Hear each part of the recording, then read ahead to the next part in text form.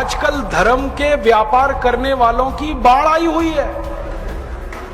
हाँ, बहुत बड़ी फौज खड़ी हुई है उनकी।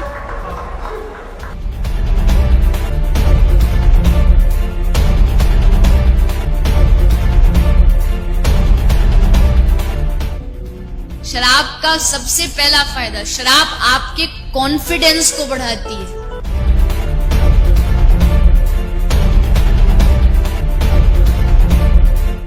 इसीलिए किसी को नाचने का शौक हो पर शर्म से नाच नहीं रहा हो, बस 2 ढक्कन पिला दो। और इस रास्ते पर हमको भटकाने वाले 10-20 नहीं है, सैकड़ों लोग हैं। कि अगर इस्लाम को पूरी दुनिया अगर स्वीकार कर ले तो इसमें कोई बुराई नहीं है, तो ऐसे हिंदू धर्म को मैं तिलांजलि देता हूं। हिंदू धर्म कुछ नहीं है। और भगवान राम की जिंदगी के वो प्रसंग कभी नहीं सुनाते जो हम में वीरता पैदा करें। सूरत आपकी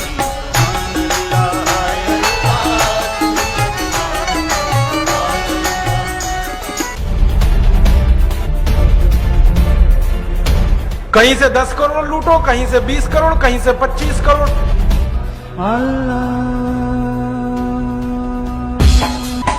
तेरी मोहब्बत दिल में है या अल्लाह, तेरी मोहब्बत दिल में है या अल्लाह। मैंने देखा है क्या क्या पाखंड और नौटंकी चलता है। जिस समय नमाज पढ़ी जाए तो हम भी प्रयास करें कि अपनी भागवत बंद करके 5 मिनट के लिए उनके लिए हम अल्लाह को प्रणाम करें। क्या जाता है, क्या फर्क पड़ता है। एक आया राम की कथा कहेगा 10 करोड़ लेके जाएगा, दूसरा कृष्ण की कथा कहेगा वो 15 करोड़ लेके जाएगा। मुझे मैं राम कथा में संकीर्तन कराता हूँ और बीच में हरि बोल कराता अली मौला अली मौला अली मौला बुलाता हूँ और पूरी सभा अली मौला का कीर्तन करती है। तो कई धर्मगुरु मुझे भी पूछते हैं कि आप हरि बोल के साथ अली मौला को क्यों लाते हैं। मैंने कहा मैं लाता नहीं, अली मेला मुझसे बोल रहा है। ये बापू नहीं है, डाकू है। बापू नाम तो शर्म आती है कहते हुए, और माला पकड़ा देते हैं कि राम राम राम राम राधे राधे राधे राधे राम राम राम राम राधे राधे, बस यही करो देश तो ठीक हो जाएगा। और ज्यादा उनसे तर्क करो तो कहने लगे तुम क्यों व्यर्थ चिंता करते हो, तुम क्या लाए थे, क्या ले जाओगे, जो हो रहा है अच्छा हो रहा है। मैंने देखा है क्या क्या पाखंड और नौटंकी चलता है। भगवान राम की कथा कहने आते हैं और भगवान राम की जिंदगी के वो प्रसंग कभी नहीं सुनाते जो हम में वीरता पैदा करें, जो साहस पैदा करें। राम की जिंदगी में बहुत सारा हिस्सा साहस का है, वीरता का है। जब 14 वर्ष के लिए वनवास चले गए राम, तो हमको सुनाई जाती है राम की जो कथा ना, उसमें कहते हैं राम ने 14 साल एक ही काम किया, हाय सीते हे सीते, हाय सीते हे सीते, हाय सीते, ये सुनाते हैं हमको। हाँ, यही सुनाते हैं निकाल के कहानी में से। और मैं कहता हूं कि राम को अगर हाय सीते हे सीते हाय सीते यही करना था 14 साल, तो दूसरा विवाह क्यों नहीं कर लिया। सैकड़ों राजा तैयार थे अपनी राजकुमारियों को राम को देने के लिए, वो तो कर लेते दूसरा विवाह। क्योंकि हाय सीते हे सीते हाय सीते हे सीते, एक स्त्री के लिए अगर वो इतने ही बिलख रहे थे, तड़प रहे थे, दूसरा विवाह कर लेते। तो ये सब चुप हो जाते हैं, फिर बात नहीं करते। फिर मैं उनको रामायण में से निकाल के दिखाता हूं, देखो राम ने हे सीते हाय सीते कहा नहीं कहा ये मुझे नहीं मालूम, लेकिन 14 साल वन में रहते हुए सैकड़ों राक्षसों का संहार किया उन्होंने, मारा उनको और धर्म राज्य की स्थापना कराई। ये कहानी नहीं सुनाते क्योंकि इससे वीरता पैदा होती है। तो राम का जो वीरत्व है वो नहीं सुनाएंगे आपको, उनकी जो कमजोरियां हैं वो सुनाते हैं आपको। और राम कथा जब वर्णन की जाती है तो मंच पे बैठ के आहा कैसे आंसू ढलल ढलल आंसू निकलेंगे, आपको भी रुलाएंगे, खुद भी रोएंगे। किस बात के लिए? हो, राम को वन गमन में इतना कष्ट हो रहा है, वन में इतनी तकलीफें हो रही हैं, तो राम की तकलीफों का वर्णन कर रहे हैं, आंसू आ रहे हैं, और ये सारा वर्णन एयर कंडीशनड मंच पर बैठकर होता है। अपने को तकलीफ नहीं होनी चाहिए, राम की तकलीफों का वर्णन कर। एयर कंडीशन मंच चाहिए, एयर कंडीशन घर चाहिए रहने के लिए, एयर कंडीशन कार चाहिए, और चार्टर्ड प्लेन चाहिए आने और जाने के लिए, तब राम की कथा सुनाई जाएगी। जो राम जिंदगी भर पैदल चलते रहे, जिन्होंने अपना रथ भी छोड़ दिया था अयोध्या से निकलते समय, वो राम ने जिंदगी भर पैदल चल के काम किया, और यहां एयर कंडीशन कारों में घूम घूम कर, चार्टर्ड प्लेन में घूम घूम कर राम की कथा सुनाते हैं। वो कथा वथा नहीं है, वो उद्योग है, व्यापार है, बिना टैक्स का।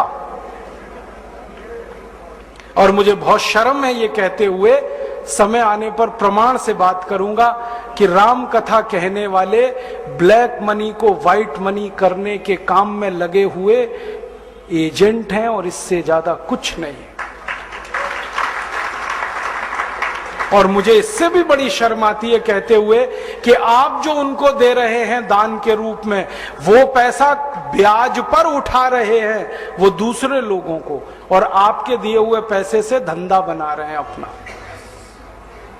फिर ऐसे कृष्ण की कथा कहने वाले आ जाते हैं, कहते राधे राधे राधे राधे राधे राधे, और कुछ कहो ही मत, राधे राधे।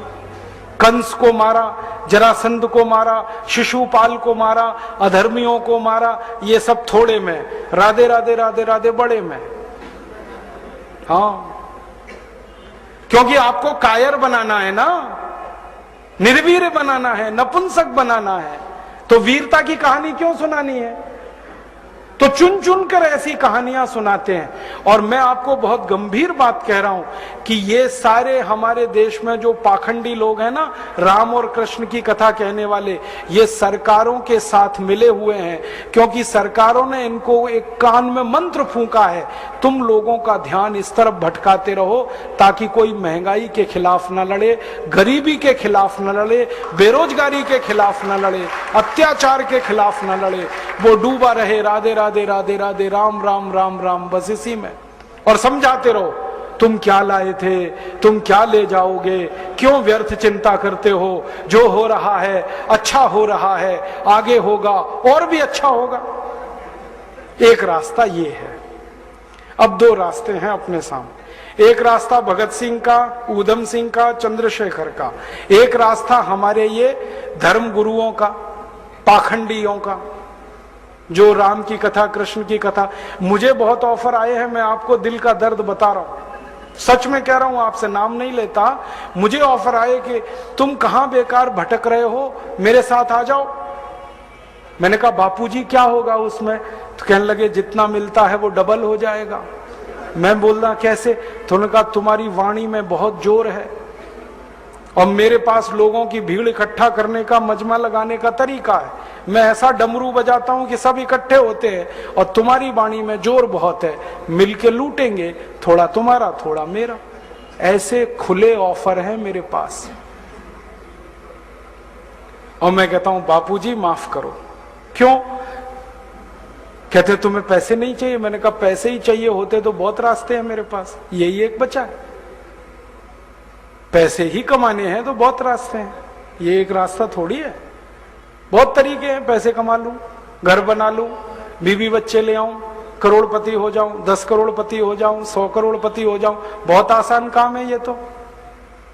थोड़ी चालाकी हो तो सैकड़ों करोड़ बनाना बिल्कुल मुश्किल नहीं है इस देश में। फिर अंत में तो वही होगा ना, सैकड़ों करोड़ हो गए, एक दिन डायबिटीज होगी, एक दिन अर्थराइटिस होगा, एक दिन हार्ट अटैक आएगा, मैं मरने ही वाला हूं। तो मरना तो है ही, वहां भी शायद जल्दी मरूं, क्योंकि जब शरीर में तामस वृत्ति आती है ना तो जल्दी मरता है आदमी। जब तक सात्विक रहता है तब तक थोड़ा दम रहता है, तो तामस वृत्ति आएगी, मरना मुझे वहां भी है। तो क्यों ना इस रास्ते पे चल के मरूं जहां सात्विक वृत्ति भी है, मरना है ये तो पक्का ही है, जिंदा तो कोई रहेगा नहीं। तो भगत सिंह का रास्ता क्या बुरा, ऊधम सिंह का रास्ता क्या बुरा, चंद्रशेखर का रास्ता क्या बुरा? कुछ करके मरो ना। मरेंगे ये सब भी। राम की कथा सुनाते सुनाते हार्ट अटैक आएगा, मरेंगे वो भी। डायबिटीज सबको हो रखी है, मैंने देखा है नजदीक से जाके। सब इंसुलिन लगाते हैं, खाते हैं गोलियां, अपनी डायबिटीज नहीं मिटा पाते, दूसरों को उपदेश देते फिरते। ब्लड प्रेशर सबको बढ़ा हुआ है, क्योंकि ये जो काला धन है ना, इसका हिसाब किताब करने में बीपी ही बढ़ने वाला है। सब बीपी की गोलियां खाते हैं, सब डायबिटीज के लिए शिकार है। तो दूसरों को उपदेश देंगे तो मैं भी लग जाऊं, वो एक रास्ता है। एक रास्ता भगत सिंह, उधम सिंह, चंद्रशेखर का भी है। मौत तो दोनों में ही आने वाली है, बस अंतर इतना है, एक मौत ऐसी आएगी जिसको देश और समाज जिंदगी भर याद रखेगा, और एक मौत ऐसी आएगी कोई पूछेगा नहीं।